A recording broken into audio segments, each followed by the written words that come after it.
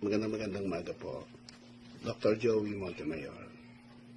We praise God for His goodness. And we also remember the love of our Lord and Savior Jesus Christ. Sa kanyang kamatayan at pagkabuhay na magmuli, nagkaroon tayo ng pag-asa. Nagkaroon tayo ng kaligtasan. Magandang umaga po. Because He lives.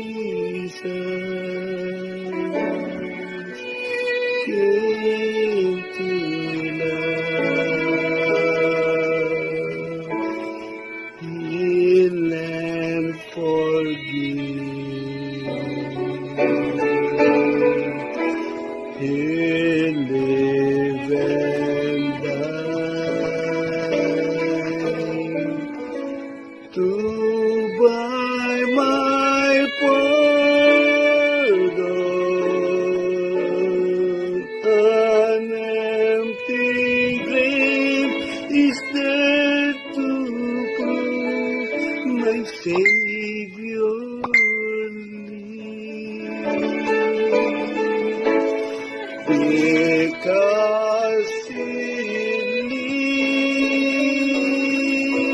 lives, I can face tomorrow. Because He lives, all fear is gone.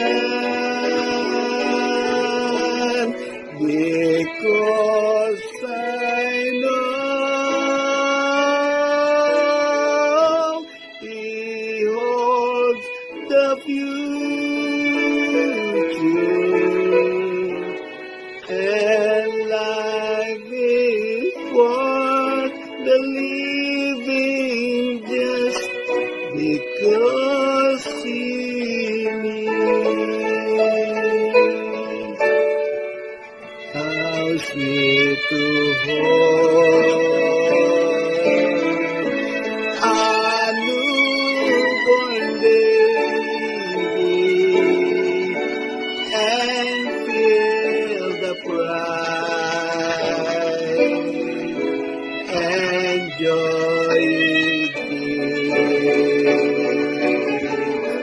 But greater still,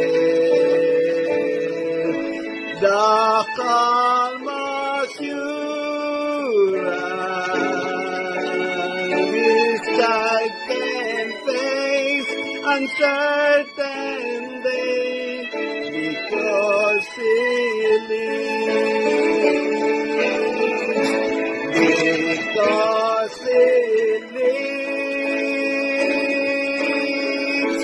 I can face tomorrow. Because He lives, all fear is gone. Because I know He holds the future, and life is worth the living just because He lives.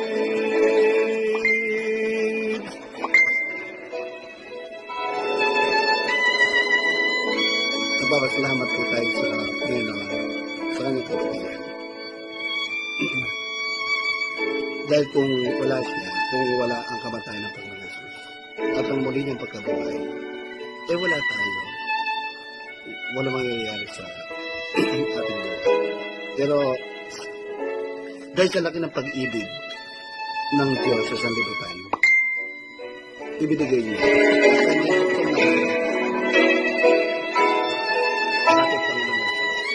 upang ang sino mang sumasampalataya sa Kanya, hindi na mapapalamat. Hindi magkakaroon ng buhay na wala ka. Blessed be the name of the Lord. Sa kabila ng mga nangyayari, COVID-19, those who hope, those who have faith in the Lord Jesus Christ, overcomes the world. Therefore, God loves you. And God bless you. Dr. Joey Bato. Maraming salamat.